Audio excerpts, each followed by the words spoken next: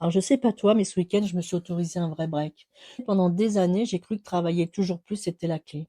Tu sais, la belle croyance comme quoi il faut travailler dur pour réussir.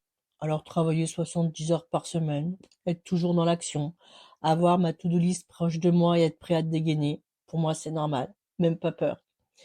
Et tu sais, peut-être même qu'un jour, je m'autoriserai à te raconter dans quelles conditions j'ai accouché. Ça vaut vraiment le détour entre deux réunions.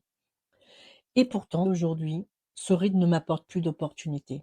Ce que j'ai compris, ce n'est pas seulement dans ce que tu fais qui importe, mais c'est surtout la présence que tu y mets. Le regard, l'intention, mais aussi l'énergie que tu dégages dans chaque projet, dans chaque action. Et c'est ça qui change tout.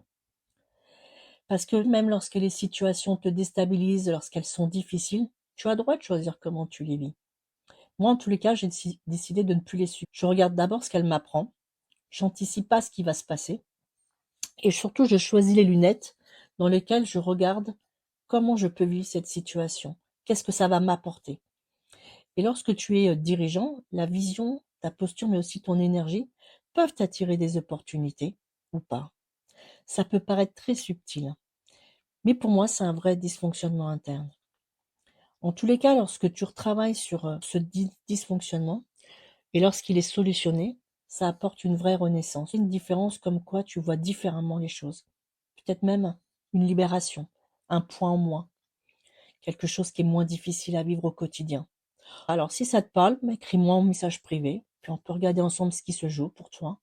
En tous les cas, moi, ces prises de conscience ont vraiment changé des choses et m'ont vraiment fait gagner des années.